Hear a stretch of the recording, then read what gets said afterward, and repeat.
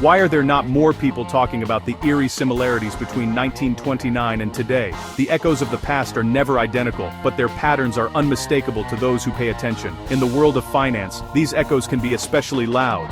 Yet, time and again, most people don't recognize them until the damage is already done. The lessons of the past are written in the headlines of yesterday, but they are often ignored in the euphoria of today. In the feverish atmosphere of a bull market, the warning signs are easy to ignore. The excitement, the optimism, the sense that the good times will never end. These feelings drown out the cautious voices.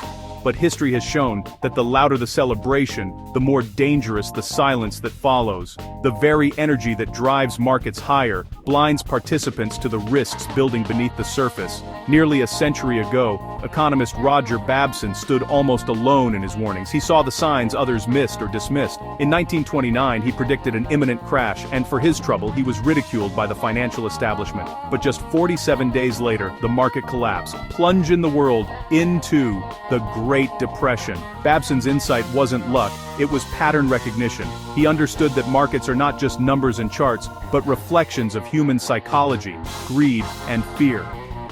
Babson identified a repeating cycle, a 5-stage sequence that has preceded every major crash since.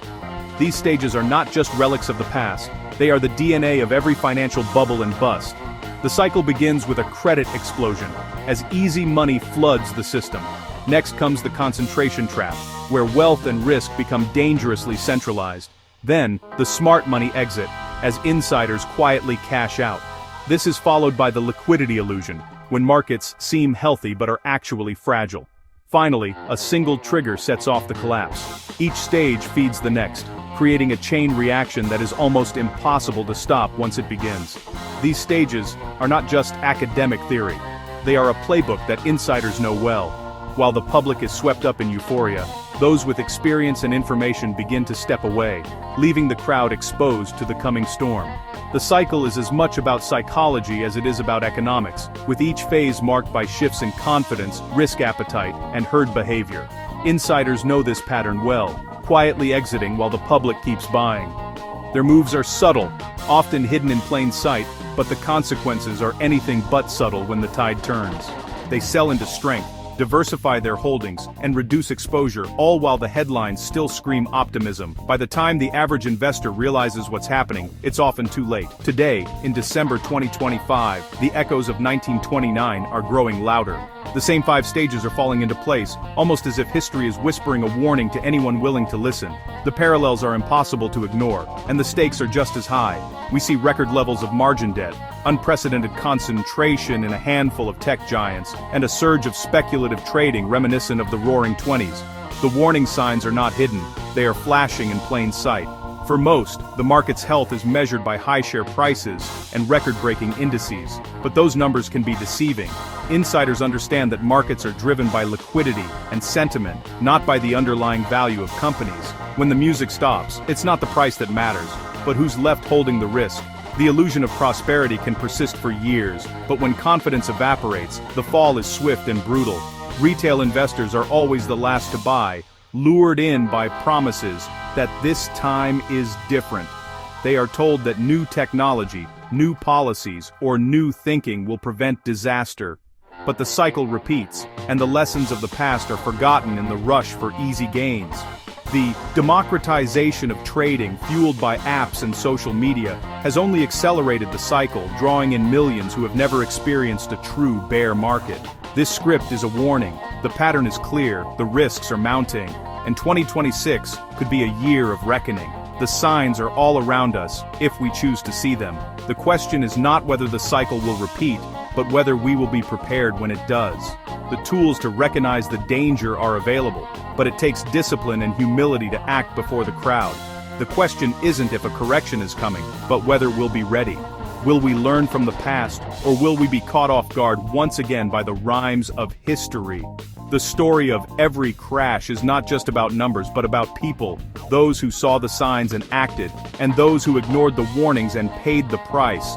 As we stand on the edge of another possible turning point, the choice is ours. Heed the warning, or repeat the mistakes of the past. After the warning signs appear, the first major development is always the same: a surge in easy, abundant credit. This is the oxygen that fuels the fire of speculation, transforming risk into opportunity and caution into greed. When borrowing becomes effortless, money floods every corner of the economy, inflating prices and encouraging ever riskier bets. This pattern is as old as financial markets themselves, whether in the roaring 1920s, the dot-com era, or the housing bubble. Easy credit has always been the spark that ignites a frenzy. Banks, eager for profit, relax their lending standards, while consumers and investors, emboldened by low rates, take on more debt than ever before. The result is a powerful feedback loop. Rising asset prices make borrowers feel wealthier, which encourages even more borrowing, further inflating the bubble. Debt begins to outpace the real economy, flooding speculative assets and driving prices ever higher. As credit expands, asset values soar: stocks, real estate, even cryptocurrencies. The rising tide lifts all boats, but beneath the surface, imbalances quietly build. Investors, emboldened by easy gains, borrow even more, convinced the good times will never end. This cycle feeds on itself. As more people join in, prices climb further, drawing in new participants who fear missing out. The euphoria hides the growing risks, as leverage quietly accumulates across households, corporations, and governments alike. In 1929, it was margin debt. In 2008, reckless mortgage lending. Both times, the illusion of wealth shattered when borrowing stopped. Suddenly, the flow of credit reversed and the house of cards collapsed. Fortunes vanished overnight, and the pain rippled through every layer of society. The aftermath was devastating. Unemployment soared, savings were wiped out, and trust in financial institutions evaporated. These crises are stark reminders that credit-fueled booms can quickly turn to busts, leaving millions to pick up the pieces. Today, the credit explosion is bigger than ever before. U.S. government debt has soared past $34 trillion, with interest payments now exceeding the defense budget. The numbers are so large they almost lose meaning, yet the consequences are very real. Every dollar borrowed today is a promise to pay tomorrow, and those promises are piling up fast. The government's reliance on debt to fund everything from infrastructure to social programs has created a precarious situation. As interest costs consume a growing share of the budget, less is left for essential services, making the system increasingly fragile.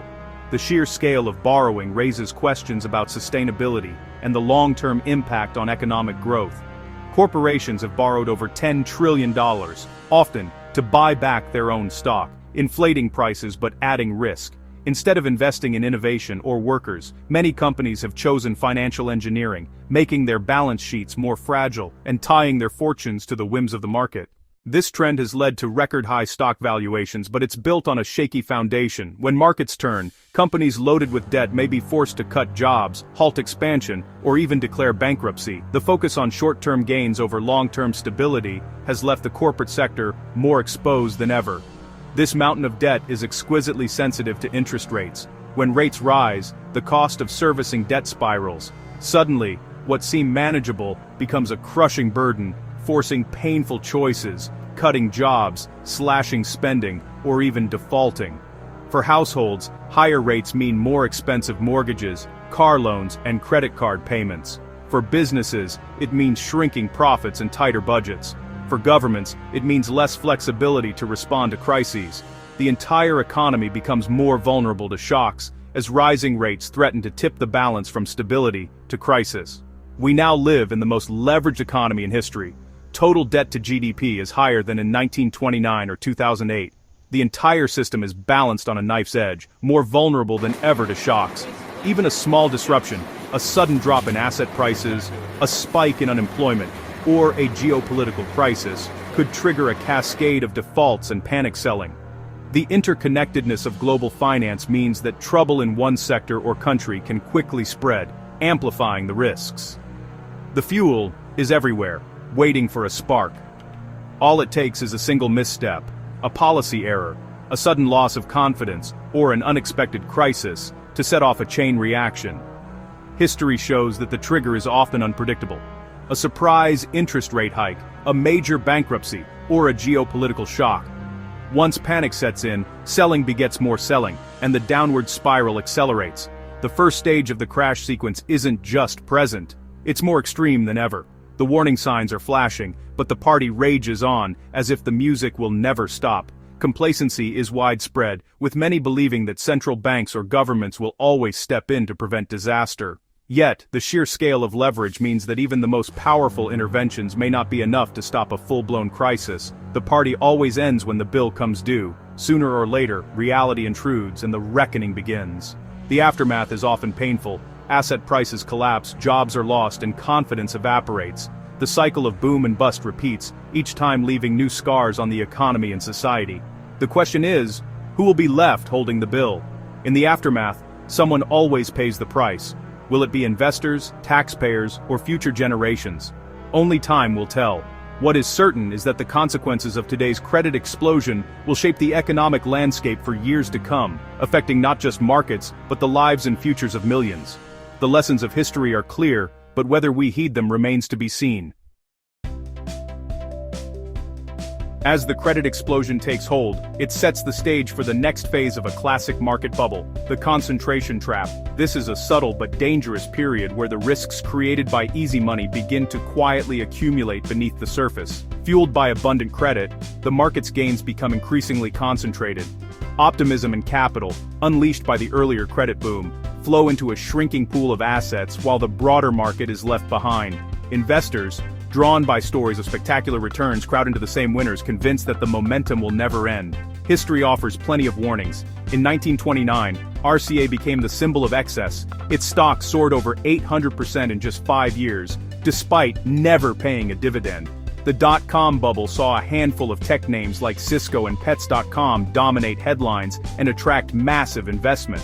In 2008, the too-big-to-fail banks became the epicenter, as their collapse threatened the entire financial system.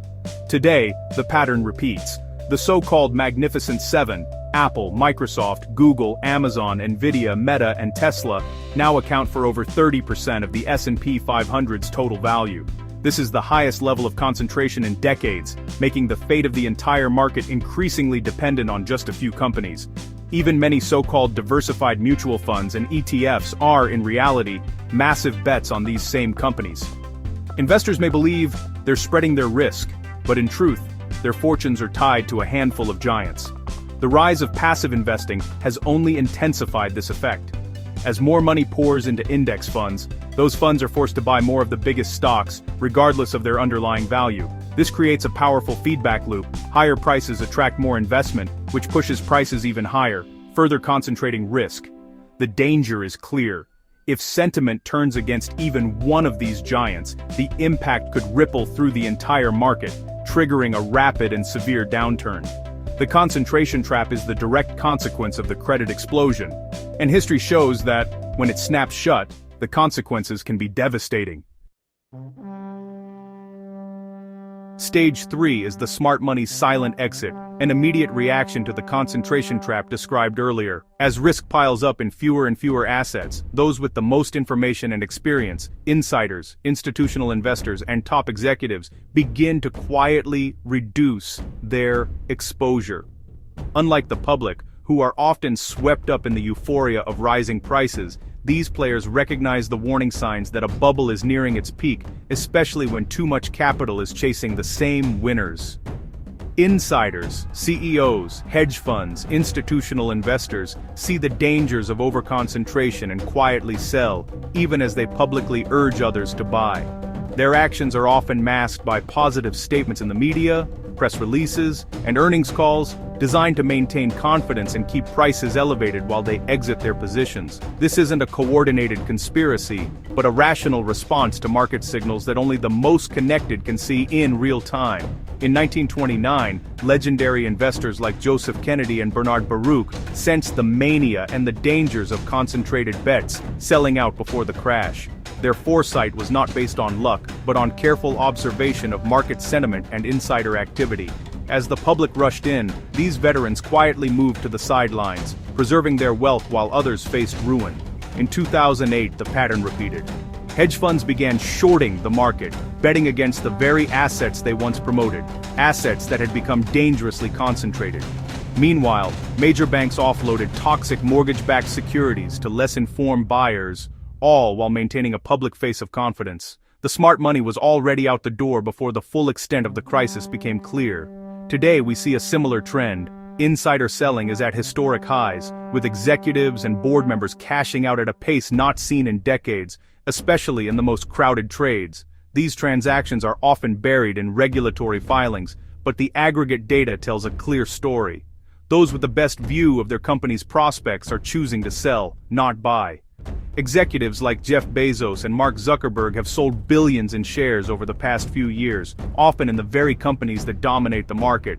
While they may cite personal reasons or diversification, the sheer scale and timing of these sales often coincide with market peaks and periods of extreme concentration.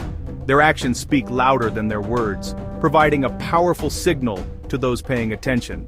Meanwhile, retail investors, driven by FOMO, social media hype, and the promise of easy gains, are the ones buying, often piling into the same concentrated trades. Their enthusiasm provides the exit liquidity that allows the smart money to leave quietly. This dynamic has played out in countless bubbles throughout history, from the dot-com era to the meme stock frenzy. The divergence between public optimism and private action is the clearest sign the top is near. When the headlines are most bullish and the average investor is most confident, especially in the most crowded trades, that's often when the insiders are most cautious. This disconnect is a classic hallmark of late-stage bubbles. The bag is being passed again. History shows that when the smart money exits quietly, especially from the most crowded trades, it's only a matter of time before the music stops for everyone else. The question is, will you recognize the signs before it's too late? As the previous stages of exuberance and risk-taking build, we arrive at stage 4, the illusion of liquidity. This is where the confidence cultivated in earlier phases morphs into a dangerous belief that markets will always remain deep and liquid, able to absorb any amount of selling. Investors, traders, and institutions alike become convinced that they can exit positions at will, no matter the circumstances. Liquidity, at its core, is the ability to buy or sell assets quickly without moving prices significantly. During prosperous times, it seems as if there's always a buyer waiting, and this perception becomes embedded in the market's collective mindset. In the wake of surging prices and widespread optimism, everyone believes they can sell at any time, at any price. The euphoria of the boom phase, built on the foundations of easy money and rising valuations, creates a sense of invulnerability. People celebrate their gains, convinced that liquidity is endless and that someone will always be there to buy. This mindset is amplified by a constant stream of positive news, bullish analyst reports, and the echo chamber of social media, where stories of overnight riches encourage even greater risk-taking. The result is a feedback loop. As more people buy in, prices rise, and the illusion of infinite liquidity grows ever stronger. But as we've seen in past cycles, when fear replaces greed, the story changes in an instant. Buyers disappear, and the exit slams shut. Suddenly, the market that felt so safe becomes a trap, with prices plunging and sellers desperate to get out. The very assets that were easy to sell become nearly impossible to offload without taking massive losses. The speed at which liquidity evaporates can be breathtaking. What took years to build can unravel in days or even hours. This reversal is often triggered by central banks, who, responding to the excesses of earlier stages, raise rates and drain liquidity from the system. The punch bowl is removed, and what once fueled the party now brings it to a halt. Higher interest rates make borrowing more expensive, reducing the flow of cheap money that had been propping up asset prices. As credit tightens, leveraged investors are forced to unwind positions, amplifying the downward spiral. Today, as a direct consequence of the earlier risk-taking and speculative fervor, the Fed is raising rates and shrinking its balance sheet at record speed. Yet markets remain near all-time highs, buoyed by the relentless hype around artificial intelligence and new technology. This disconnect between policy tightening and market optimism is striking. Investors are betting that innovation will outpace the effects of tighter monetary policy, but history warns that such optimism can be misplaced. The longer this divergence persists, the greater the risk of a sudden and violent correction. Beneath the surface, however, cracks are beginning to show, an inevitable result of the excesses and imbalances built up in earlier stages. The 2023 bank failures and growing stress in the treasury market are early warning signs that not all is well. These events hint at deeper fragilities lurking in the financial system. When banks struggle to meet withdrawals or when government bonds, traditionally seen as safe, become volatile, it signals that liquidity is not as abundant as it appears. These are the tremors that often precede a larger quake. The ability to sell large positions without crashing prices is fading fast. Liquidity is evaporating just when it's needed most, leaving investors exposed to sudden, sharp losses. For large institutions, this can mean being forced to accept fire sale prices, triggering further declines and spreading panic throughout the market. Even sophisticated players can find themselves trapped, unable to exit without inflicting damage on themselves and others. The market feels calm on the surface, but the exit door is quietly shrinking. Fewer buyers are willing to step in, and the path out is narrowing by the day. This is the paradox of liquidity. It is plentiful when you don't need it, but vanishes the moment you do. As more participants become aware of this risk, the rush to the exits can accelerate, making the situation even more precarious. When everyone tries to leave at once, chaos erupts. Only a few will make it out unscathed, while many will be caught in the stampede, suffering heavy losses. The market structure, designed for orderly trading, can quickly break down under stress, leading to flash crashes, trading halts, and widespread confusion. In these moments, the illusion of safety is shattered, and the true nature of risk is revealed. The illusion is about to break, and, when it does, the consequences could be swift and severe. History has shown that liquidity crises can trigger broader financial contagion, spreading losses across markets and borders. Recognizing the warning signs and understanding the true nature of liquidity is essential for anyone hoping to navigate the next storm. The question is not if the illusion will break, but when, and who will be prepared when it does. Every great financial crisis builds to a final, suspenseful moment, the trigger. Sometimes it's a small, almost forgettable event, but it's enough to ignite the crash and send shockwaves through the system. This trigger is rarely the true cause. Instead, it reveals the deep vulnerabilities that have been quietly accumulating for years, even decades. Beneath the surface, the real danger is the system's fragility, mountains of debt, markets concentrated in just a few giants, insiders slipping out quietly and liquidity slowly vanishing. These ingredients create a powder keg where even the smallest spark could set off a disaster. In 1929, it was a minor fraud in London, a scandal that, under normal circumstances, might have faded away. But the market was stretched to its breaking point, and that tiny event shattered confidence, setting the dominoes in motion. Fast forward to 2008, the collapse of Lehman Brothers, a single investment bank, but one deeply woven into the global system, exposed the rot beneath the surface. Its fall triggered a worldwide panic and the worst recession in generations. Today, the list of possible triggers is longer and more unpredictable than ever. Geopolitical flashpoints like the Taiwan Strait, instability in the Middle East, or a sudden escalation in Europe's debt crisis could all serve as catalysts. Any one of these could jolt global markets and shatter investor confidence overnight. There's also the looming risk of the so-called AI bubble bursting. As billions pour into artificial intelligence, valuations have soared. If confidence wavers, a rapid sell-off could ripple through the entire market, dragging down even unrelated sectors. The truth is, the specific trigger is unknowable. It could be a cyber attack, a sudden regulatory crackdown, or even a natural disaster disrupting supply chains. What matters is the system's fragility, so interconnected that any shock, no matter how small, could unleash a chain reaction. The first four stages, excess, leverage, concentration, and complacency, have already set the scene. Now, the world waits, breath held, as the suspense builds toward the inevitable trigger.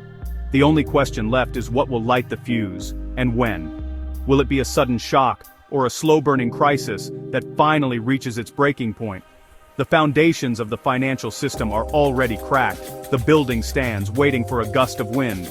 All it takes is one unexpected event to bring the whole structure down, reminding us that while history may not repeat exactly, it always rhymes.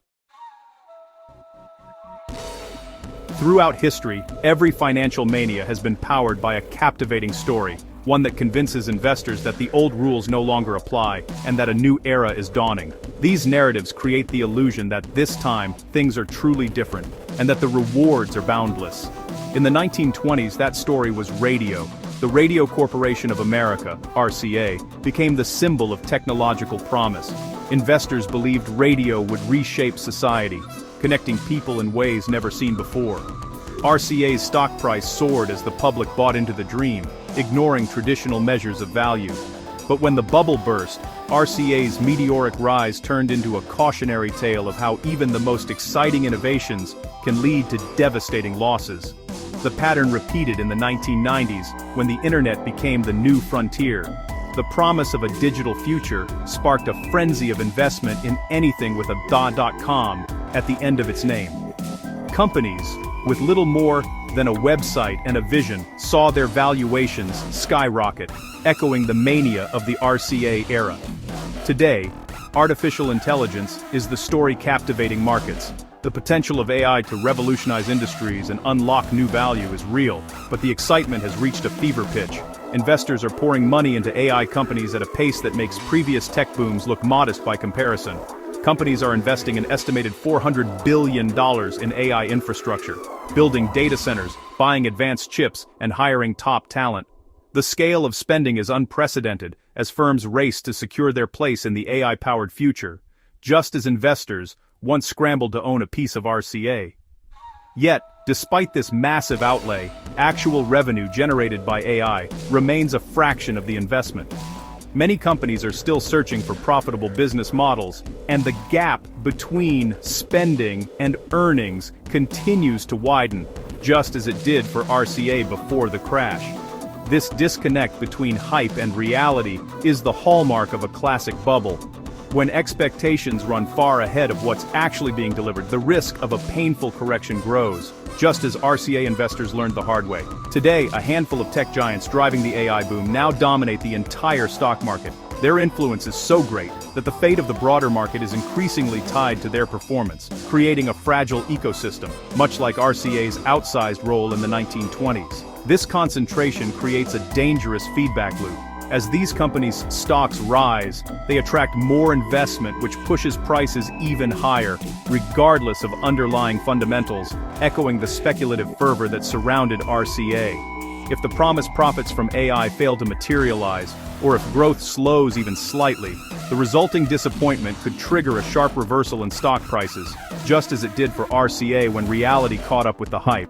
Or, if a new technology emerges and captures the public's imagination, the narrative could shift overnight, leaving today's AI leaders scrambling to adapt, just as RCA was left behind by the next wave of innovation. This is the cautionary tale of RCA in 1929. Once the darling of the market, it was left behind when the bubble burst, and investors who clung to the story suffered devastating losses. The lesson: even the most transformative technologies can become the centerpiece of a dangerous mania. The next major market crash may have AI written all over it. History doesn't repeat exactly, but it often rhymes. Today's AI mania bears a striking resemblance to the RCA bubble, a powerful reminder that every era's most exciting story can also become its greatest cautionary tale. Investors would do well to remember the fate of RCA, the .com bubble, and every story-driven boom that came before. If the warning signs are so obvious, why do we so often overlook them? The answer is rooted in both our psychology and the way our financial system is built. Human nature, herding behavior, and the fear of missing out pushes us to follow the crowd, even when the risks are right in front of us. When everyone else is buying, it feels safer to join in, even as danger builds. This instinct to conform once helped us survive, but in markets, it blinds us to looming threats. The financial system magnifies these instincts. Confident analysts and advisors, armed with jargon and complex charts, reassure us that everything is fine. Financial media and social networks echo the same optimism, drowning out the few voices urging caution. Executives and experts project confidence in public, but behind closed doors, many quietly prepare for the worst. Their incentives often differ from those of everyday investors, and their actions don't always match their words. Retail investors, meanwhile, hold on to hope and the belief that markets always recover. But while they wait, professionals and insiders move quickly, trading on short-term signals and volatility. It's not a grand conspiracy, just a system where incentives leave small investors exposed when the tide turns. Those with the most information and flexibility are the first to act, while ordinary people are left to face the consequences. The warning signs are always there, flashing indicators, troubling headlines, and history repeating itself.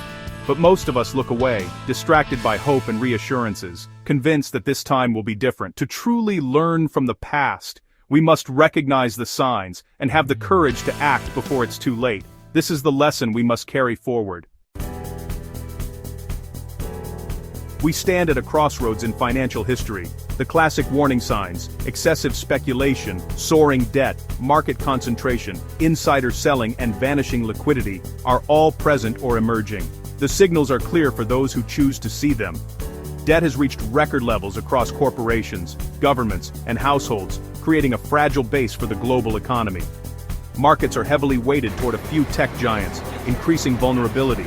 Insiders are quietly selling, and liquidity is drying up as buyers step back.